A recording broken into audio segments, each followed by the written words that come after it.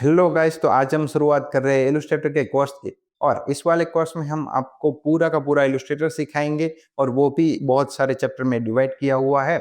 और उसके साथ साथ हम आपको पूरे टूल्स, उसकी प्रॉपर्टीज, सारे डॉकर्स और हर एक चीज ए टू जेड डिटेल्स में सिखाएंगे। वो भी 100% प्रैक्टिकल के साथ, कि जो मार्केट में डिमांड है उसके उसके अकॉर्डिंग। तो आपने यूट्यूब में बहुत सारे कोर्सेज देखे होंगे कि जिसमें इलस्ट्रेटर बहुत अच्छी तरीके से वो लोग सिखाते हैं। पर उनके और हमारे कोर्स में डिफरेंस क्या है? तो उनके कोर्स में उसका जो फोकस होता है वो टूल पे ज़्यादा होता है, और हम जो कोर्स बनाते हैं उसमें हमारा फोकस टूल पे ही होता है, पर इतना नहीं होता कि सिर्फ टूल ही सिखाए जा रहे हैं, टूल ही सिखाए जा रहे हैं। हमारा जो पूरा फोकस है वो मार्केट की नीड के अकॉर्डिंग है। फॉर एग्जाम्पल, अगर आपको कोई कोर्स में एप्पल बनाना सिखाया जाता है, तो एप्पल एप्पल की क्या क्या डिमांड है? मतलब कौन कौन सा क्लाइंट है जो बोल रहा है कि मुझे तुम एप्पल का फोटो बना के दो, ये एप्पल बना दो? वो तो ऑलरेडी नेट पे अवेलेबल है ना, तो फिर हमें क्यों बनाना है, राइट? तो बनी हुई चीजें क्यों बनानी है? तो इसके लिए हमारा ये जो कोर्स है उसमें 100% प्रैक्टिकल के बेस पर ही ये रिकॉर्ड किया जा रहा है। तो इससे बेनिफिट्स क्या है? तो इस वाले कोर्स को देखने के बाद अगर आप मार्केट में जाते हैं, तो वहां पर जो क्लाइंट की डिमांड्स होती है कि उनको लोगो बनवाना है, उसको visiting card, business itineraries, ad बनानी है, ब्रोशर बनाना है, ये जो न्यूज़ की एड होती है, कुछ भी चीज़ें, जो भी सारी चीज़ें मार्केट में जो डिमांड है, उनको जो ज़रूरत है, वो सब सारी की सारी चीज़ें हम डिटेल में आपको सिखाएंगे, ताकि जब आप यहाँ से निकले, ये कोर्स पूरा, मतलब ये पूरा का पूरा आप कोर्स देख ले, और उसके बाद आपको ऐसा ना लगे कि अच्छा, ये तो बताया ही नहीं, कि ये तो दिलीप भाई ने बताया ही नहीं कि इसको कैसे डिज़ाइन किया जाता है, राइट? तो प्रैक्टिकल ट्रेनिंग और उसके साथ-साथ सब डिटेल में सिखाएँगे, राइट? तो चलिए शुरू करते हैं। Welcome to the designs live, मैं हूँ दिलीप सतवारा।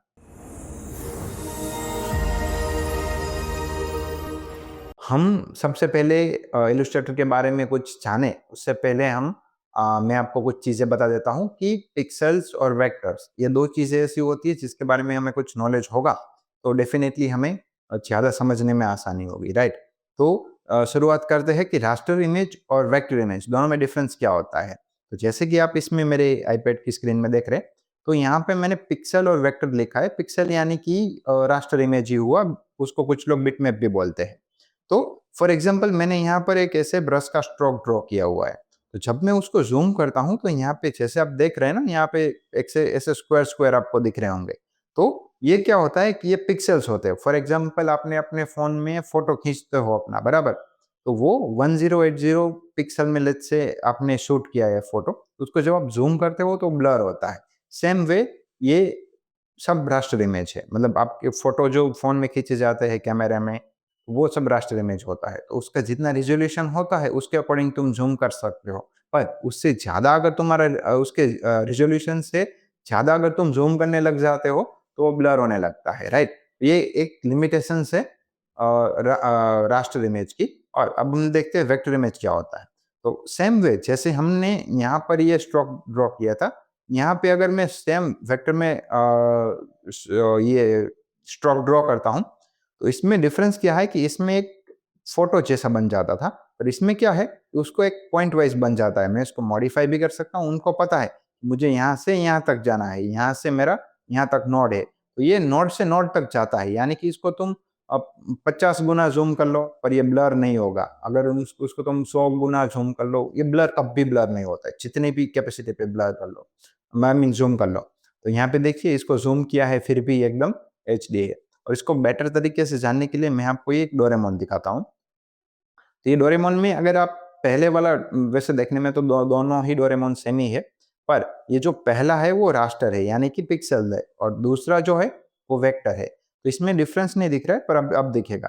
तो जैसे ही मैं रास्टर इमेज को जूम करता हूँ, तो यहाँ पर एकदम ब्लर सी लाइन हो रही है, इसकी जो एजेस है वो ब्लर हो रही है, इतनी शार्पनेस नहीं है, राइट? तो ऐसा क्यों हो रहा है?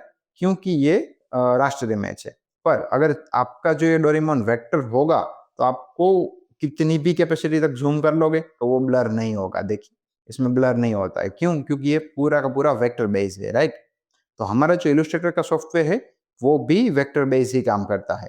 तो अभी फ़िलहाल देखने जाए, तो मार्केट में अच्छे सॉफ्टवेयर देखने जाए तो 3 है। वैसे बहुत सारे हैं, पर जो सबसे ज़्यादा चलने वाले सॉफ्टवेयर है वो ये 3 है। तो वेक्टर में इलस्ट्रेटर, और Corel Draw, दो चीज़ें अवेलेबल है। ये दो सॉफ्टवेयर वो वेक्टर पे काम करती है। अगर उसमें आप कुछ भी डिज़ाइन करते हो तो वो वेक्टर में आपको रिजल्ट मिलता है। और फोटोशॉप एक ऐसा है कि फोटोशॉप आपको पिक्सल में काम करता है। यानी कि अगर उसमें आप कुछ भी काम करते हो तो वो रास्टर इमेज हो जाता है। तो ऑलरेडी हमने कोरल ड्रॉ का तो कोर्स पूरा का पूरा कंप्लीट कर दिया है। अगर आप कोरल ड्रॉ सीखना है तो मैं यहाँ पर आपको एक लिंक शेयर कर रहा हूँ, तो आप वो लिंक में से जाके आप हमारा कोरल ड्रॉ का पहले पूरा कोर्स देख सकते हैं। कोरल ड्रॉ थोड़ा सा इजी है इलस्ट्रेटर के कंपैरिजन में। तो इलस्ट्रेटर थोड़ा सा कॉम्प्लेक्स है, पर आसान तो दोनों ही है। पर ज़्यादातर क्या होता है कि अगर आप प्रिंट मीडिया के लिए कुछ काम कर रहे हैं या फिर कुछ ग्राफिक्स बना रहे हैं तो उसके लिए कोरल ड्रॉ बहुत ही आसान है। और सारे के सारे प्रिंटर्स होते हैं जो लोग प्रिंट करते हैं वो सब कोरल ड्रॉ ही यूज़ करते हैं। तो आप अपने रिक्वायरमेंट के अकॉर्डिंग कोरल ड्रॉ भी यूज़ कर सकते हैं। जो इलस्ट्रेटर में हो सकता है वो ऑलमोस्ट ऑलमोस्ट 80% सब चीज़ें कोरल ड्रॉ में भी हो सकती है। इलस्ट्रेटर में थोड़े ज़्यादा डिटेल्ड फीचर है। ओके, तो इस पूरे कोर्स में हम इलस्ट्रेटर के बारे में सीखेंगे, राइट? उसके बाद हम थोड़ी-सी एक कलर थियरी देख लेते हैं, छोटी-सी। तो कलर थियरी में क्या है कि सबसे पहले 2 टाइप के कलर्स होते हैं, प्राइमरी प्राइमरी कलर्स और दूसरे होते हैं सेकेंडरी कलर्स। तो जो प्राइमरी कलर्स होते हैं उसमें आर, जी और बी 3 कलर का इंक्लूजन होता है। यानी कि जो जो कलर हम आँखों से देखते हैं, फ़ोटो में कैप्चर करते हैं, हम देखते हैं या फिर हम जो भी देखने के लिए होते हैं, स्क्रीन में होते हैं, लैपटॉप में होते हैं, आईपैड में होते हैं, मॉनिटर में, टीवी में, वो सब आरजीबी है। तो जो-जो चीज़ें हम सिर्फ़ देख सकते हैं, वो आरजीबी कलर होता है। और जो-जो चीज़ें हमें प्रिंट करनी होती है, वो सीएमवाई की होती है। फॉर एग्ज़ाम्पल आप स्कूल बुक देख रहे हैं, तो वो सीएमवाई के कलर में प्रिंट होती है। और अगर आप अपना फ़ोटो प्रिंट करवाते हो, अगर फ़ोन में खींचते हैं, तो वो आरजीबी होता है, पर जब उसको आप प्रिंट निकालोगे, तो वो सीएमवाई के फ़ॉर्मेट में होता है। क्यों? क्योंकि हमारे पास ऐसी टेक्नोलॉजी नहीं है जो आरजीबी कलर को प्रिंट कर सके। यानी कि भगवान ने ऐसे कलर बनाए रेड, ग्रीन और ब्लू। तो अगर आप उस 3 में से अपने-अपने कोई भी कलर मतलब मिलियंस ऑफ कलर बना सकते हैं। लेट्स से आपको ब्लैक चाहिए, तो तुम आरजीबी तीनों कलर के मिक्स करके तुम ब्लैक कलर बना सकते हो, व्हाइट कोई भी कलर पिंक, येलो कोई भी बना सकते हो। पर सेम टू सेम हम ऐसा नहीं बना सके। हमारा जो सब बनाने का जो फॉर्मेट है वो सीएमवाई के है। अगर हमें येलो कलर मतलब फॉर एग्जांपल मुझे पिंक कलर चाहिए, तो मुझे सीएमवाई के में से ही बनाना पड़ेगा। मतलब सियान, मैजेंटा, येलो और ब्लैक तो उस तरीके से बनाना पड़ेगा। तो आर, जी और बी ये हम सिर्फ देख सकते हैं। तो यानी कि हम कुछ ऐसी चीज़ें बना रहे हैं जिसको हम प्रिंट नहीं करने वाले हैं, तो हम डॉक्यूमेंट आरजीबी लेंगे। और अगर हम कुछ चीज़ें प्रिंट करने वाले हैं, तो उसको हम सीएमवाई के फॉर्मेट में लेंगे। और उसमें हमारे जो कलर्स होंगे वो सियान, मैजेंटा, येलो और ब्लैक। यानी कि ये जो 4 कलर्स है वो प्रिंटिंग में जो प्रिंटर होता है उसमें अलग से ऐसे बकेट लगाए जाते हैं, राइट? तो ये हो जाता है हमारा आरजीबी और सीएमवाई के कलर, राइट? तो चलिए मैं आपको अब लैपटॉप की स्क्रीन पे ले चलता हूँ ताकि आप और अच्छे से समझ पाएँगे इलस्ट्रेटर के बारे में। तो इलस्ट्रेटर के लिए रिक्वायरमेंट क्या है? तो इलस्ट्रेटर जो है वो हम देखेंगे तो उसके लिए मिनिमम मुझे 8 जीबी की रैम चाहिए होती है। तो 8 जीबी मिनिमम है। उसके अलावा आप 16, 32, 64 कोई भी रिक्वायरमेंट का पीसी आप यूज़ मतलब कोई भी स्पेसिफिकेशन का पीसी आप यूज़ कर सकते हैं। पर 8 जीबी है मिनिमम तो आपका इलस्ट्रेटर ठीक-ठीक चलेगा। अगर 16 जीबी रैम है तो थोड़ा स्मूथ चलेगा और 32 जीबी है तो उससे भी ज़्यादा स्मूथ चलेगा। और इलस्ट्रेटर के लिए चाहिए आपको विंडो 10 या फिर विंडो 11 तो वो उसी में ही सपोर्टेड है। पुराने वर्ज़न शायद सब में सपोर्टेड होंगे पर नए वाले वर्ज़न्स नहीं होंगे। और आपके लैपटॉप में 2 जीबी की स्पेस तो ऑलमोस्ट सबकी होगी और उसमें जो मॉनिटर होगा या लैपटॉप की स्क्रीन तो उसका कोई हाई स्पेसिफिकेशन रिक्वायरमेंट नहीं है, उसका ऑलमोस्ट सब है। मतलब आप कोई भी यूज़ कर रहे हो स्क्रीन तो चलेगा। और अगर आपको परफॉर्मेंस थोड़ा अच्छा चाहिए, तो आपको मिनिमम 1 जीबी का ग्राफिक्स कार्ड चाहिए, जीपीयू बोलते हैं उसको। तो 1 जीबी का आपको ग्राफिक्स कार्ड चाहिए, अगर 4 जीबी है तो रिकमेंडेड है। अगर 8, 16 जीबी का ग्राफिक्स कार्ड है आपके पास, तो वो बहुत ही इलस्ट्रेटर आपको स्मूथ चलेगा। पर जहाँ तक मेरा मानना है कि कोई भी सॉफ्टवेयर चलाने के लिए आपको हेवी स्पेसिफिकेशंस नहीं चाहिए, नॉलेज चाहिए।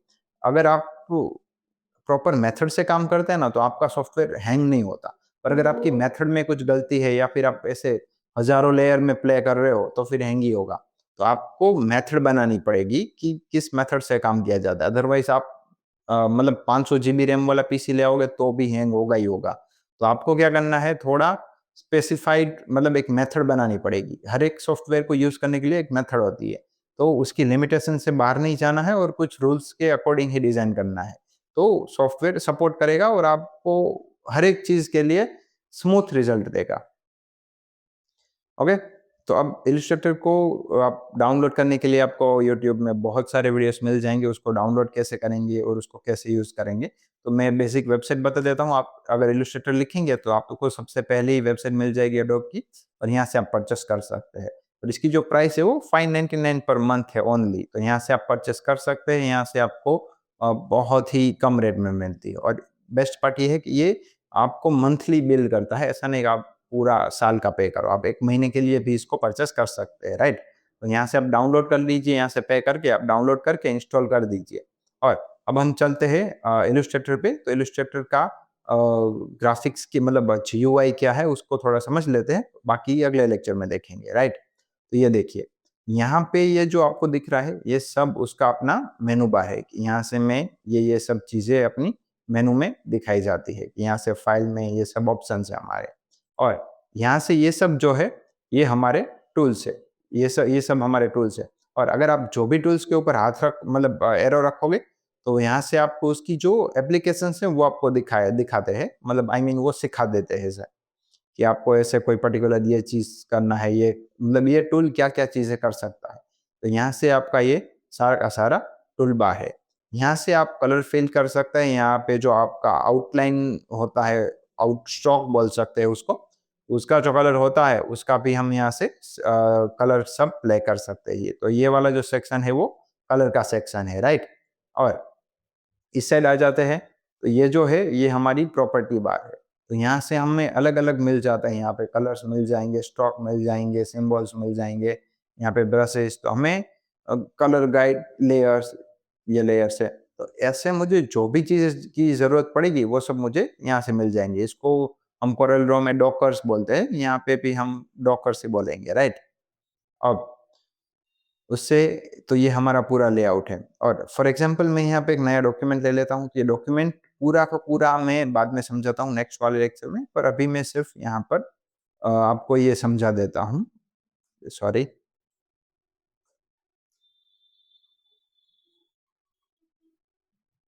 तो ये जो मेरा इलस्ट्रेटर का ये जो मेरा वर्कस्पेस है, तो यहाँ पे ये जो है उसको हम बोलेंगे प्रॉपर्टी बार। तो ये है मेरा पूरा प्रॉपर्टी बार।